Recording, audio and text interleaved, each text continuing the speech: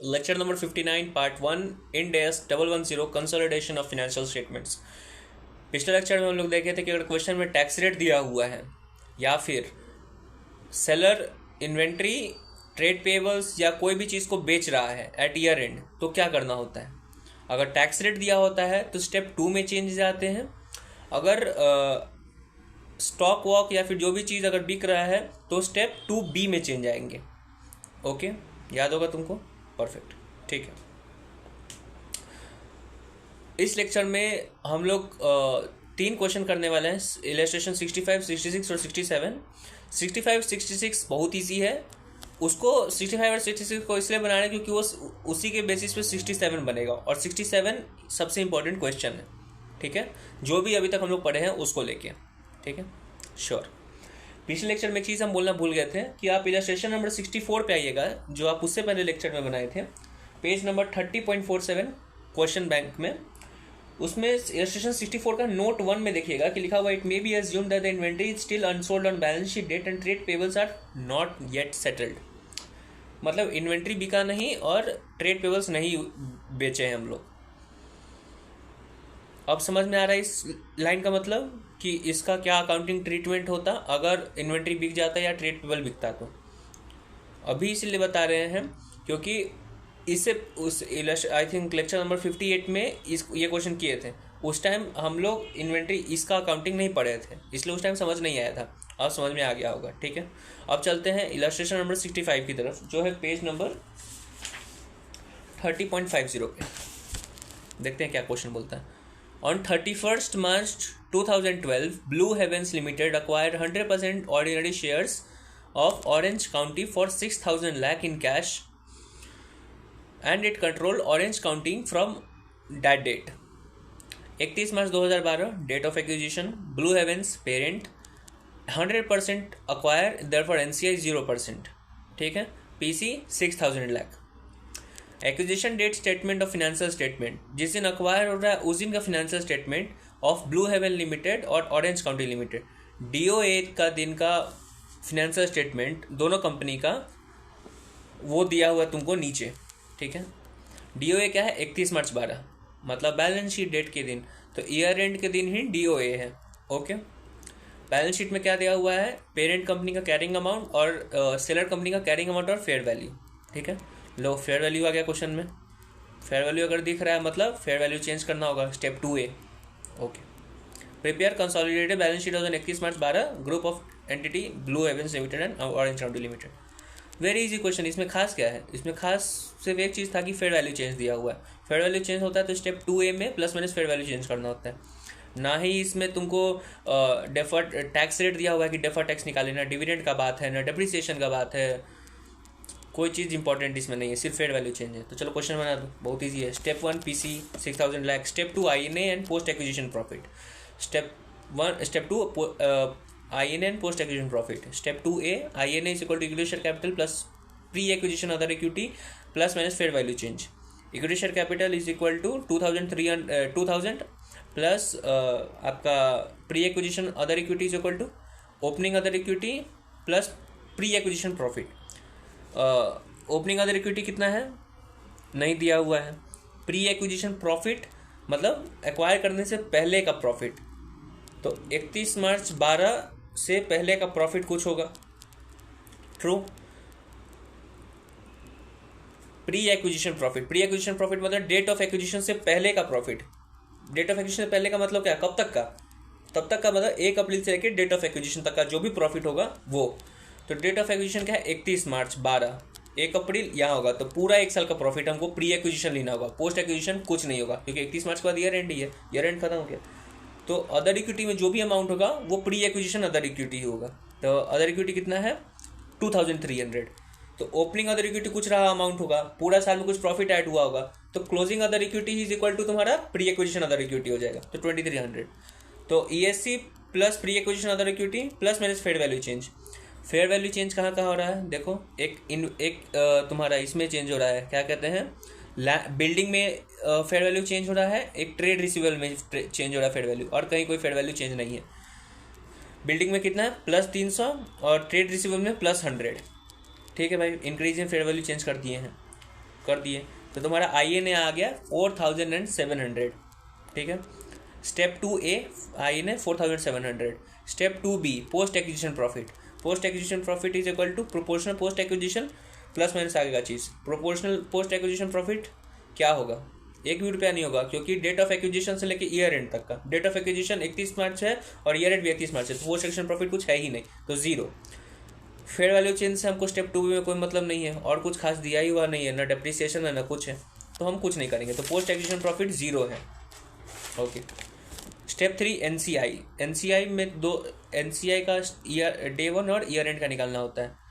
NCI का percent कितना है, 0%, NCI निकालने का जरूरत नहीं है। Step 4 goodwill. गुडविल निकाल दो, PC plus NCI plus PHC minus INA, तो गुडविल एट डे 1 आ जाएगा, माइनस ईयर एंड करने के लिए इम्पेयरमेंट तो कुछ नहीं है, तो ये तुम्हारा आ गया गुडविल 1300।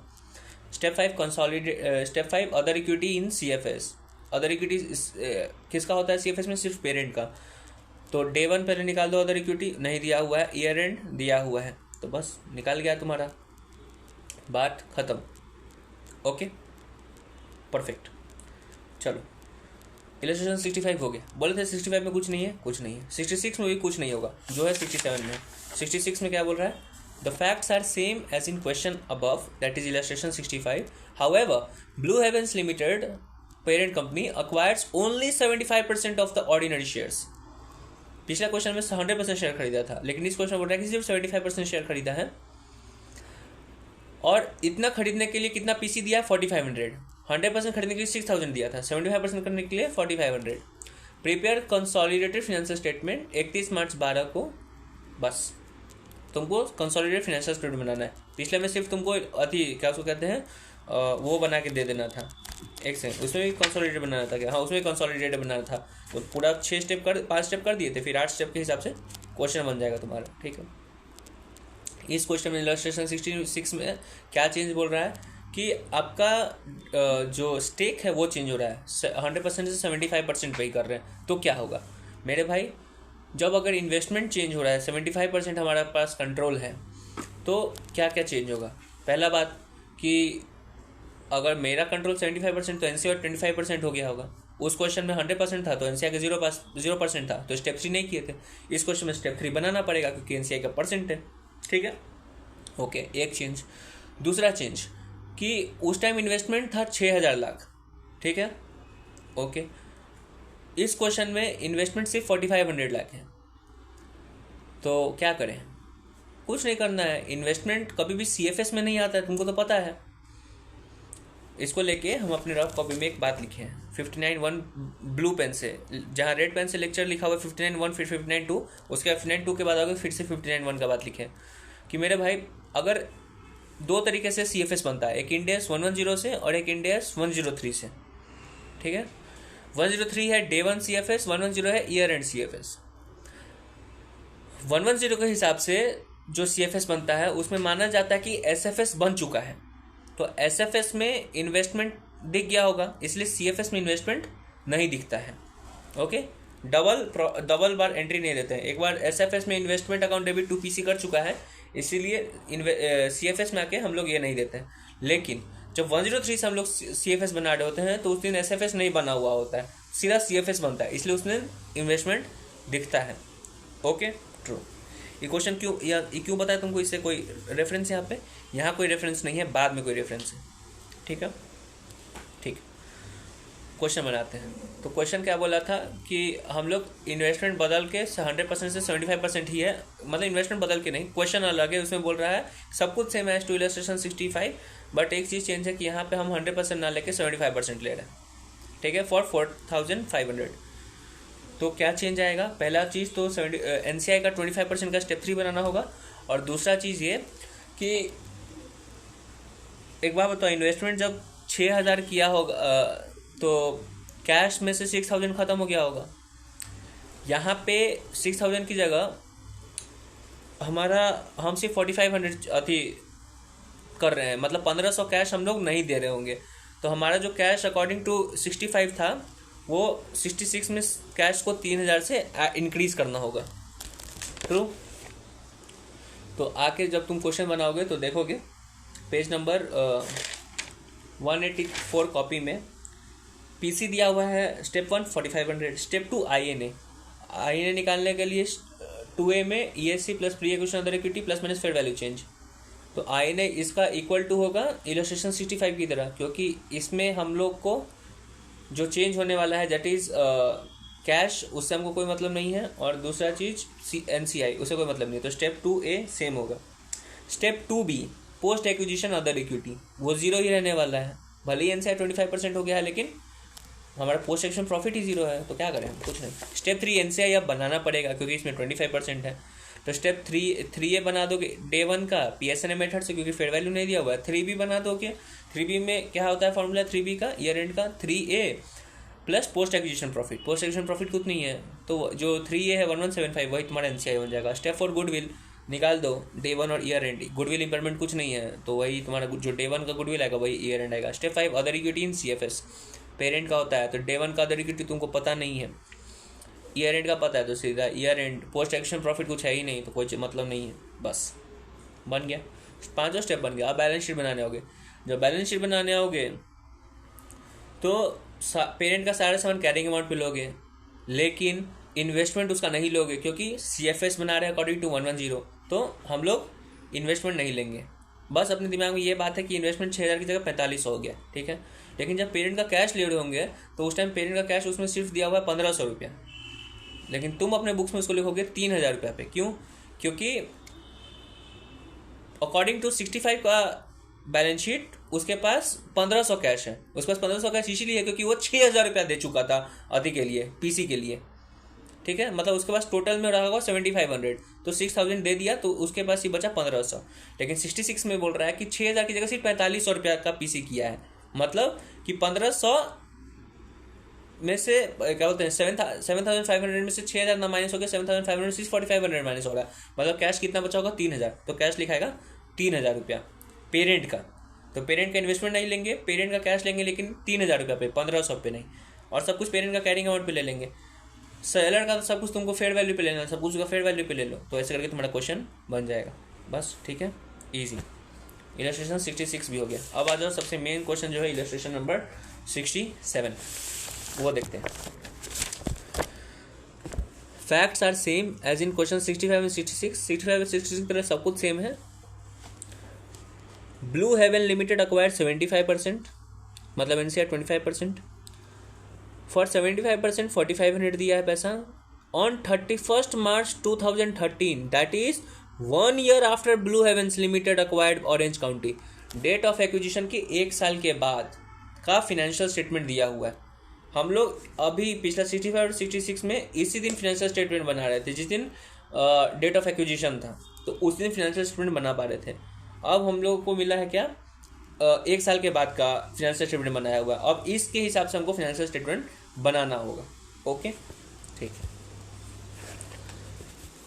ये जो 31 मार्च 13 का फिनेंशियल स्टेटमेंट है वो दिया हुआ है। डेटा सब कुछ 31 मार्च 65 और 66 का है, लेकिन डेटा जो भी है वो 65 66 का है। अब चेंज क्या आया हुआ है कि 31 मार्च 13 का तुमको बैलेंस शीट दिया हुआ है, ये रहा तुम्हारा, मतलब 31 मार्च 12 का जो बैलेंस शीट है वो तुम्हारा ओपनिंग बैलेंस बन जाएगा। 31 मार्च 13 का जो बैलेंस शीट है वो तुम्हारा क्लोजिंग बैलेंस बन जाएगा, ओके। तो ये 31 मार्च 13 का बैलेंस शीट दिया हुआ है, ओके, फाइन। हमको P&L भी दिया हुआ है 31 मार्च 13 का। 31 मार्च 12 का बैलेंस शीट है, 31 मार्च 13 का P&L और बैलेंस शीट दोनों है। ये ओपनिंग बैलेंस बन जाएगा, ये क्लोजिंग बैलेंस शीट बन जाएगा। Note, Blue havens Limited estimate goodwill has impaired by 98। लो, इम्पेयरमेंट आ गया गुडविल का। Fair value adjustment to building, लो फेयर वैल्यू चेंज भी आ गया, ठीक है। Remaining life of 20 years from 31 March 12, लो डेप्रिसिएशन का भी बात आ गया। Blue uses the straight line method of depreciation. Inventory held by Orange was sold during 2013, inventory भी सेल हो गया। कंसोलिडेटेड फाइनेंशियल स्टेटमेंट बनाना है। लो भाई, इस क्वेश्चन में 4 एडजस्टमेंट है। पहला गुडविल का एडजस्टमेंट, दूसरा फेयर वैल्यू चेंज, तीसरा डेप्रिसिएशन, इन्वेंट्री सोल्ड। 4 चीज़ का तुमको एडजस्टमेंट करके क्वेश्चन तुमको बनाना है। किस दिन का कंसोलिडेटेड फाइनेंशियल स्टेटमेंट बनाना है, 31 मार्च 13 का। तो सारा डेटा हम लोग इस दिन का बैलेंस शीट का लेंगे। ओपनिंग यहाँ से लेंगे, लेकिन ये सारा डेटा यहाँ जब बैलेंस शीट बनाए ओपनिंग का डेटा यहाँ से लेंगे, लेकिन जब कंसोलिडेटेड फाइनेंशियल स्टेटमेंट बनाएंगे, पेरेंट का कैरिंग अमाउंट और सेलर का फेयर वैल्यू, तो वो सब 31 मार्च 13 वाला बैलेंस शीट से लेंगे, ओके, परफेक्ट, चलो बनाते हैं। एडजस्टमेंट क्या क्या तुमको दिया हुआ है कि एडजस्टमेंट ये दिया हुआ है कि तुम्हारा गुडविल इम्पेयर हो रहा है। ओके, तो गुडविल इम्पेयर होता है तो क्या करते हैं हम लोग, गुडविल इम्पेयर होता है तो चेक करते हैं कि ओनर कौन है गुडविल का। अगर फेयर वैल्यू, अगर एनसीआई फेयर वैल्यू पे आता है तो फुल गुडविल होता है, मतलब पेरेंट एनसीआई दोनों मालिक है। अगर एनसीआई पीएसएनए मेथड पे होता है तो पार्शियल गुडविल होता है, मतलब सिर्फ पेरेंट मालिक है। और अगर गुडविल इम्पेयर हुआ है और मालिक तुम्हारा सिर्फ पेरेंट है तो गुडविल का इम्पेयरमेंट पूरा लिया जाएगा स्टेप 5 से, पेरेंट से। लेकिन अगर पेरेंट और एनसीआई दोनों मालिक है, दैट इज अगर पार्शियल गुडविल है, तो गुडविल इम्पेयरमेंट का इफ लॉस कौन कौन सहेगा, एनसीआई भी सहेगा स्टेप 3 भी, और स्टेप 5 पेरेंट भी सहेगा। ठीक है। फेयर वैल्यू चेंज है तो फेयर वैल्यू चेंज में स्टेप 2A में plus minus fair value change करना होता है हमको आईएनए ढूंढने के लिए। ठीक है। डेप्रिसिएशन दिया हुआ है तो स्टेप 2B में चेंज आता है पोस्ट एक्विजिशन प्रॉफिट में निकालने के लिए। इन्वेंट्री सेल है, इन्वेंट्री सेल होता है तो क्या करना होता है हमको रिवर्स करना होता है जो भी हम लोग रिकॉर्ड किए थे at the time of purchase of the business. कहाँ पे ये वाला हम लोग रिवर्सल करते हैं, स्टेप 2B में पोस्ट एक्विजिशन में। चलो क्वेश्चन बनाते हैं। पेज नंबर 186 देखो, illustration 61। Step 1 purchase consideration, PC कितना है 4500। स्टेप 2 आईएनए ढूंढते हैं। स्टेप 2 कहाँ का इफेक्ट हो रहा था तुम्हारा, गुडविल में इफेक्ट नहीं हो रहा था, फेयर वैल्यू चेंज में होगा, डेप्रीसिएशन में स्टेप 2 चेंज होगा, और इन्वेंट्री सेल की वजह से स्टेप 2 चेंज होगा। 3 चीज़। ठीक है। तो पहले तो 2A में क्या क्या चेंज दे रहा है तुमको, चेंज दे रहा है फेयर वैल्यू चेंज दे रहा है तुमको, और तुमको चेंज दे रहा है क्या उसको कहते हैं, और कुछ चेंज नहीं हो रहा है स्टेप 2A में। स्टेप 2B में 2 को चेंज है तुम्हारे एक्सेस डेप्रिसिएशन का और रिवर्सल का। तो आईएनए बना दो, आ गया तुम्हारा आईएनए 4700। ठीक है। तुम्हारा जो इसमें प्री एक्विजिशन अदर इक्विटी लोगे तो ओपनिंग अदर इक्विटी तुम्हारा 2300 आ जाएगा। 31 मार्च 12 से तुम्हारा ओपनिंग बैलेंस अदर इक्विटी 2300 आ गया। अब pre acquisition other equity that is acquire करने से पहले का प्रॉफिट, डेट ऑफ एक्विजिशन क्या था 31 मार्च 12। ओके, तो 31 मार्च 12 से लेके प्री एक्विजिशन क्या होगा 31 मार्च 12 तुम्हारा कुछ भी नहीं है इधर, तो वो सब तुम्हारा ओपनिंग अदर इक्विटी में ही आया हुआ है 2300 में ही। तो इसमें प्री एक्विजिशन प्रॉफिट कुछ है ही नहीं, सब कुछ अब जो भी प्रॉफिट आएगा वो सब पोस्ट एक्विजिशन बनेगा। समझे, समझ गए। तो प्री एक्विजिशन अदर इक्विटी तुम्हारा हो गया 2300। अब पोस्ट एक्विजिशन अगर नहीं समझ में आ रहा तो फिर से समझा रहे हैं। ठीक है, सुनो। हमारा बिजनेस कब खरीदा रहा है 31 मार्च 12 को, तो प्री एक्विजिशन क्या हुआ 1 अप्रैल से लेके 31 मार्च 12। पोस्ट एक्विजिशन क्या हुआ 31 मार्च 12 से लेके दूसरा ईयर एंड। जनरली अगर 31 मार्च 11-12 फाइनेंशियल स्टेटमेंट बनाते हैं तो पोस्ट एक्विजिशन कुछ नहीं होता, जीरो होता, ट्रू, और सब कुछ प्री एक्विजिशन होता। लेकिन अभी हम लोग इस दिन बना के हम लोग इस दिन बना रहे हैं, तो पोस्ट एक्विजिशन 31 मार्च 12 से 31 मार्च 13 है, और प्री एक्विजिशन 31 मार्च 12 से 1 अप्रैल 11 है। ठीक है, तो 31 मार्च 12 तक का प्री एक्विजिशन अदर इक्विटी निकालना है। तो प्रॉफिट और ओपनिंग अदर इक्विटी मिला के यहाँ पे प्री एक्विजिशन अदर इक्विटी 2300 है, पोस्ट एक्विजिशन अदर इक्विटी बाद में देखेंगे। तो हमारा इक्विटी शेयर कैपिटल 2000 हो गया, प्री एक्विजिशन अदर इक्विटी 2300 हो गया, plus minus fair value change, जो भी फेयर वैल्यू चेंज है वो तुम निकाल के दे दो, तुम्हारा आईएनए आ गया। स्टेप 2 बन गया, इसमें सिर्फ एक चीज़ का ध्यान दिया फेयर वैल्यू चेंज का। स्टेप 2B में आओ। स्टेप 2B क्या होता है, post acquisition profit. Post acquisition profit is equal to proportional post acquisition profit minus excess depreciation, अगर डेप्रिसिएशन दिया हुआ है तो, और उसके बाद तुमको क्या कहते हैं रिवर्सल ऑफ स्टॉक या जो भी अगर हम लोग बेचे हैं। ठीक है। डेफर टैक्स हम लोग रिवर्स तब करते जब डेफर टैक्स रेट दिया होता है, टैक्स रेट नहीं दिया हुआ है। तो प्रोपोर्शनल प्रॉफिट निकाल दो। प्रोपोर्शनल प्रॉफिट है तुम्हारा कितना 550 रुपया। कैसे निकाले 550 proportional profit, date of acquisition के दिन अदर इक्विटी ओपनिंग बैलेंस 2300 था, पोस्ट एक्विजिशन तुम्हारा ईयर एंड पे 2800 है। जब करोगे तो तुमको पता चलेगा साल में कितना प्रॉफिट हुआ है, तो 550 पोस्ट एक्विजिशन प्रॉफिट 550। अब तुमको क्या करना है, पोस्ट एक्विजिशन प्रॉफिट में से तुमको करना होगा excess depreciation minus excess depreciation तुम निकाल दोगे। तो नीचे वर्किंग नोट में फॉर्मूला दिया हुआ है एक्सेस डेप्रिसिएशन निकालने का। क्या होता है हम लोग एक्सेस डेप्रिसिएशन कैसे निकालते हैं, depreciation as per fair value, depreciation as per carrying amount, जो डिफरेंस आएगा वो तुम्हारा एक्सेस डेप्रिसिएशन आता है। लेकिन ये तब ये मेथड यूज करते हैं जब डेप्रिसिएशन का रेट दिया हुआ है। इस क्वेश्चन में डेप्रिसिएशन का लाइफ दिया हुआ है, लाइफ के हिसाब से डेप्रिसिएशन निकालना है। और जब भी लाइफ दिया होता है क्वेश्चन में, तो हम लोग एक्सेस डेप्रिसिएशन निकालने के लिए क्या ये वाला फॉर्मूला यूज़ नहीं करते हैं जिसमें depreciation as per carrying amount, depreciation as per fair value, ये ना यूज़ करके क्या करते हैं, रिवैल्यूएशन जितना भी गेन या लॉस हुआ है मल्टीप्लाइड बाय डेप्रिसिएशन रेट। तो रिवैल्यूएशन कितना हो रहा है 300 का, डेप्रिसिएशन 1/20, तो एक्सेस डेप्रिसिएशन 15। तो पोस्ट एक्विजिशन प्रॉफिट कितना होगा तुम्हारा 550 माइनस 15 आ गया। ठीक है, इस क्वेश्चन में इन्वेंट्री भी बिक रहा था तो पोस्ट एक्विजिशन में तुमको माइनस करना होगा, माइनस बोल रहे रिवर्स करना होगा जो भी तुम आईएनए में बुक किए थे। आईएनए में बिल्डिंग इंक्रीज हुआ था तो रिवर्स करने के लिए बिल्डिंग को डिक्रीज कर दो, इन्वेंट्री भी इंक्रीज हुआ था तो इन्वेंट्री भी डिक्रीज कर दो। ट्रू, लेकिन बिल्डिंग थोड़ी बिक रहा है, सिर्फ इन्वेंट्री बिक रहा है।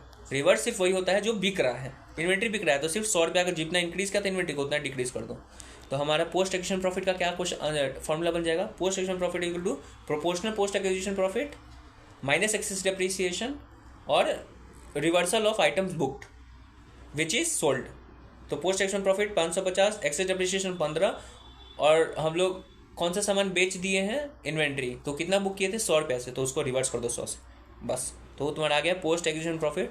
पोस्ट एक्विजिशन प्रॉफिट डिवाइड होता है पेरेंट और एनसीआई में। पेरेंट कितना है 75%, एनसीआई 25%। ठीक है, पेरेंट का जाता है स्टेप 5 में, एनसीआई जाता है स्टेप 3B में। ओके, स्टेप 3 में आ जाओ, एनसीआई 25% है।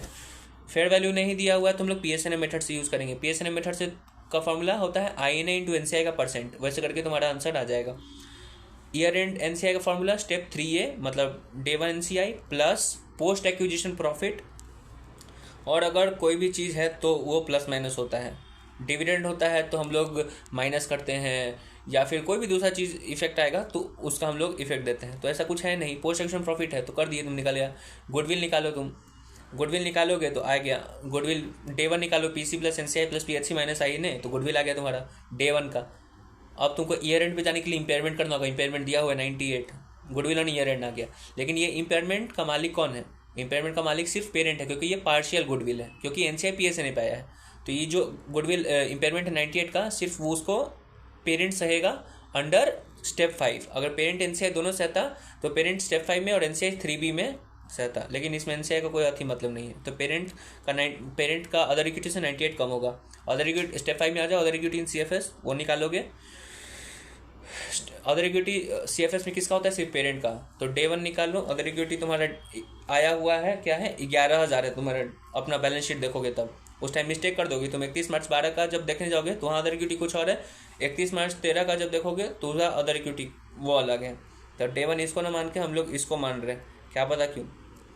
पोस्ट एक्विजिशन प्रॉफिट ऐड किए, उसका जो आया हुआ था, फिर अभी इम्पेयरमेंट हुआ वो माइनस, तो ईयर एंड इक्विटी आ गया। वैसे करके तुम्हारा क्वेश्चन पूरा 5 स्टेप बन गया। अब बैलेंस शीट बनाओगे तो 8 स्टेप याद रखना। पेरेंट का सब कुछ कैरिंग अमाउंट पे ले लिए, सब कुछ कैरिंग अमाउंट पे आ गया। Okay, perfect. इस टाइम कैश को लेके कोई कंफ्यूजन नहीं है, क्योंकि हम लोग को बैलेंस शीट दिया हुआ 31 मार्च 13 का। बैलेंस जब कंसोलिडेटेड बना रहे हैं तो 31 मार्च 13 का बैलेंस शीट यूज़ करेंगे ना, 31 मार्च 12 का तो नहीं यूज़ करेंगे। तो 31 मार्च 13 के दिन कैश 4,000 समथिंग है, इसमें 3,000 वाला सब एडजस्टेड होगा, तो 4,180 पेरेंट का हो गया। सब कुछ कैरिंग अमाउंट पे ले लिए। अब तुम लोग पेरेंट का सब कुछ कैरिंग पे लोगे, लेकिन इन्वेंट्री नहीं लोगे, इन्वेंट्री बोले इन्वेस्टमेंट नहीं लोगे, पेरेंट का हो गया। अब आता है सब्सिडियरी पे, सब्सिडियरी का सब कुछ फेयर वैल्यू पे लेंगे, सब कुछ फेयर वैल्यू पे ले लो। भले ही पीपी में कुछ एडजस्टमेंट है, डेफर टैक्स का ये कुछ का, तो उसका आराम से निकल के आ जाएगा, वहाँ देख लेना। डेफर टैक्स का कोई हमको इग्नोर कर देना होता है, तुमको पता है, उससे कोई मतलब नहीं होता है। वैसे कर क्वेश्चन बन जाएगा। इन्वेंट्री का वैल्यू क्या है ईयर एंड पे, हम लोग फेयर उसका इन्वेंट्री का कुछ वैल्यू था, उसको हम लोग ऐड किए थे, इंक्रीज किए थे 100 रुपये से, फिर उसको डिक्रीज कर दिए 100 रुपये से। ओके, बस। तो हमारे इन्वेंट्री का वैल्यू 585 रुपया हुआ है, बात खत्म। ऐसा करके तुम्हारा क्वेश्चन बन जाएगा। बन गया इलस्ट्रेशन 67, कुछ खास नहीं है। एक चीज़ हम पिछला लेक्चर में शायद बोलना भूल गए हैं, जो इस क्वेश्चन एक इन्वेंट्री को लेके हम उसको इग्नोर कर रहे हैं, लेकिन वो है इम्पोर्टेंट, है कि फिर हम भूल जाएंगे। क्या है, पहले बैलेंस शीट बनाने के लिए parents carrying amount, sellers fair value, GBP goodwill का डेटा, तो गुडविल था ले लो। एनसीआई का डेटा, एनसीआई ले लो। अदर इक्विटी जब उठाते हैं तो तुमको स्टेप 5 से अदर इक्विटी उठाना था, भूल जाते हो तुम, ये याद रखना। अगर तुम इलस्ट्रेशन 67 में देखोगे तो क्या बोल रहा है, all inventory held by orange county in 31 March 12 was sold during 31 March 13। 31 March 12 को जो भी इन्वेंट्री था, कितना था इन्वेंट्री 31 मार्च 12 को, वो देखो 65 के इलस्ट्रेशन में बैलेंस शीट में इन्वेंट्री कितना का दिया हुआ है, 500 रुपया का। तो वो सारा बिक चुका है ड्यूरिंग द ईयर। तो 31 मार्च 12 को 500 था इन्वेंट्री, जिसका फेयर वैल्यू 600 कर दिए थे। 31 मार्च 12 को इन्वेंट्री है 550। तो ये इन्वेंट्री ये है या फिर क्या, ये नया इन्वेंट्री है भाई, जो ड्यूरिंग द ईयर परचेज किए हुए हैं। ये जो 31 मार्च 12 को 500 था वो हम लोग बेच दिए हैं ड्यूरिंग द ईयर। ट्रू। तो ईयर एंड पे 550 मेरे पास है, ये बात याद रखना, ठीक है। तो जब इन्वेंट्री का तुम वैल्यूएशन करोगे, सेलर का @ फेयर वैल्यू लाओगे अपने बुक्स में, तो सेलर का फेयर वैल्यू, सेलर के बुक्स में 500 रुपये था, उसका फेयर वैल्यू मिला है 600 रुपये में। तो CFS में 600 पे आना चाहिए था, लेकिन हम लोग उसको पूरा साल में बेच भी दिए। तो जो भी फेयर वैल्यू 100 रिकॉर्ड किए थे उसको माइनस करना होगा। तो पूरा 600 रुपया खत्म हो चुका है। ट्रू। फिर से बोल रहे हैं, 31 मार्च 12 के पास इसका इन्वेंट्री था, उसका कैरिंग अमाउंट 100 रुपया था, फेयर वैल्यू 600 रुपया था। 500 पे सामान लिए थे, उसका इंक्रीज करके 100 कर दिए थे, तो 600 हो गया था। ईयर एंड पे बोल रहा है कि इसका इन्वेंट्री उसके पास उसका कैरिंग अमाउंट 550 रुपया है, उसका कैरिंग अमाउंट 550 रुपया है, ठीक है। हम लोग जब CFS बनाते हैं तो सब कुछ फेयर वैल्यू पे लेते हैं, ओके। तो जब CFS सब कुछ फेयर वैल्यू मतलब सेलर का सारा सामान फेयर वैल्यू पे लेंगे। तो सेलर का हम लोग इन्वेंट्री जो लेंगे कौन सा अमाउंट पे लेंगे, 500, 600 या 550। हम लोग इन्वेंट्री ये जो 550 क्लोजिंग स्टॉक है, ये वाला इन्वेंट्री पूरा बिक चुका है साल में, तो हमको इससे कोई मतलब ही नहीं है, ये ख़त्म हो चुका है। तो हमारे पास बचा कितना है, सिर्फ 550। तो 550 रुपया लिखाएगा, समझे। अगर ऐसा होता कि 500 का सामान जो ये था इन्वेंट्री, ये इन्वेंट्री था 500 वाला जो 600 पे लिए थे, इसमें से सिर्फ 200 रुपये का सामान बिका होता, तो सिर्फ 200 का सामान माइनस कर देते, और जो 200 के ऊपर फेयर वैल्यू इंक्रीज होता वो जैसे कि अगर 30 रुपया, तो 330 रुपया हम लोग रखते, और 550 जो कैरिंग अमाउंट ईयर एंड पे वो 330 प्लस 550 दोनों ऐड करके तब फेयर वैल्यू आता, ठीक है। Okay, perfect. एक बार इस पे ध्यान देना मेरे भाई कि जो भी सामान, जैसे कि हम लोगों के एक इलस्ट्रेशन था ट्रेड पेबल्स करके, जब हम लोग अभी सीखे थे क्या कि रिवर्सल वाला क्वेश्चन में जब सीखे थे कि जब स्टॉक बिक रहा है या फिर ट्रेड पेबल्स बिक रहा है तो हमको रिवर्स करना होता था। तो हम लोग उसको रिवर्स करने के लिए स्टेप 2B में रिवर्स कर देते थे। बैलेंस शीट में हम लोग सेलर का सब कुछ फेयर वैल्यू पे लेते हैं, तो उस टाइम तुम कंफ्यूज ना करो, इसलिए फिर से बोल रहे हैं, पेज नंबर 182 पे आ जाओ। उस टाइम देखो वर्किंग नोट 182 पे, उसका 31 मार्च 12 को इन्वेंट्री का वैल्यू 5 लाख कैरिंग अमाउंट है, लेकिन उसको फेयर वैल्यू इंक्रीज किए थे 2 लाख से। लेकिन फिर वही फेयर वैल्यू को वही ये जो इन्वेंट्री था वो पूरा डिक्रीज कर चुके हैं, क्योंकि वो सामान हमको पूरा साल में बिक गया।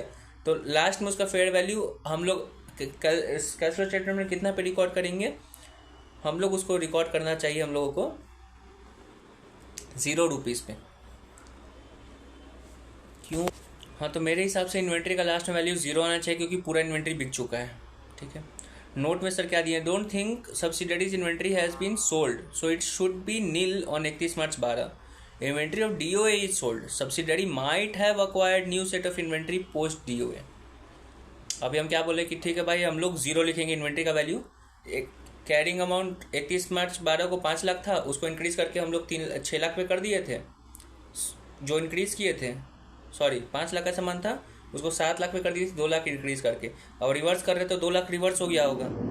तो भाई जब 2 लाख रिवर्स हुआ होगा, दो चीज़ रिवर्स करते याद करो, फेयर वैल्यू चेंज जो भी हम लोग आईने में रिकॉर्ड किए थे उसको रिवर्स करते हैं, जो डेफर टैक्स होता है वो रिवर्स करते हैं। यहाँ डेफर टैक्स नहीं था तो हम लोग रिवर्स कर रहे थे कितना, 2 लाख रुपया। ट्रू। तो 5 लाख पे इन्वेंट्री को नहीं हम समझा पा रहे, क्यों नहीं समझा पा रहे शांत?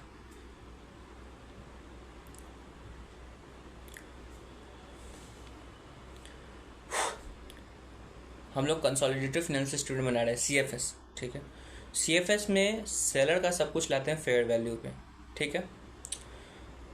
सेलर अपने बुक्स में कैरिंग अमाउंट 5 लाख लिखा होता है इन्वेंटरी का, लेकिन हम लोग CFS में फेयर वैल्यू पे लाएंगे, तो CFS में आना चाहिए 7 लाख पे, क्योंकि 2 लाख से उसका फेयर वैल्यू इंक्रीज हुआ है। तो CFS में 7 लाख पे आना चाहिए था, लेकिन वो तब 7 लाख पे आता है जब हम लोग ये इन्वेंट्री बेचते नहीं ड्यूरिंग द ईयर। लेकिन इन्वेंट्री बेच चुके हैं तो हम इसका जो 2 लाख का फेयर वैल्यू रिकॉर्ड किए थे स्टेप 2 में वो रिवर्स किए होंगे, तो 7 लाख से फिर ये आ गया 5 लाख पे। ट्रू। ये 2 लाख माइनस करते हैं। लेकिन एक बात बताओ, जो इन्वेंट्री बेच चुके हैं तो इन्वेंट्री तो ये जिस दिन बैलेंस शीट बना रहे उस दिन इन्वेंट्री तो रहा ही नहीं, समझे। इन्वेंट्री कुछ खरीदे थे 31 मार्च 12 को DOA के दिन, अब यही इन्वेंट्री हम बेच दे रहे हैं। तो जो भी बेच रहे हैं, तो जो भी फेयर वैल्यू रिकॉर्ड किए थे उसको रिवर्स करना होगा। इन्वेंट्री जा रहा था, जो कैरिंग अमाउंट पे रिकॉर्ड किए थे 5 लाख के, उसको भी हटाना पड़ेगा। ट्रू।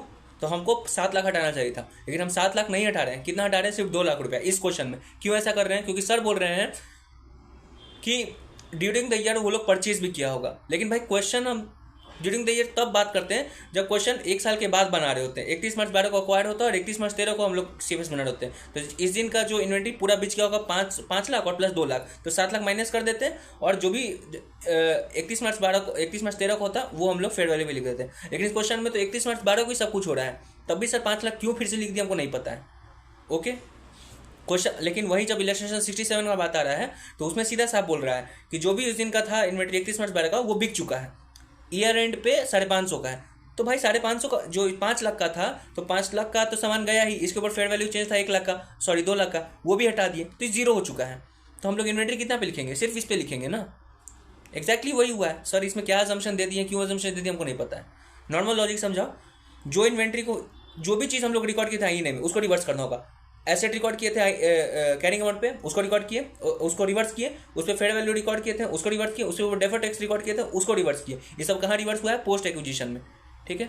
तो जब ईयर एंड CFS बनाओगे तो ईयर एंड जो भी होना चाहिए, जो भी 30 साल के पास होगा उसका सिर्फ फेयर वैल्यू आएगा। जो चीज़ बिक चुका है उसका फेयर वैल्यू से हमको कोई मतलब नहीं है। तो बस बात खत्म।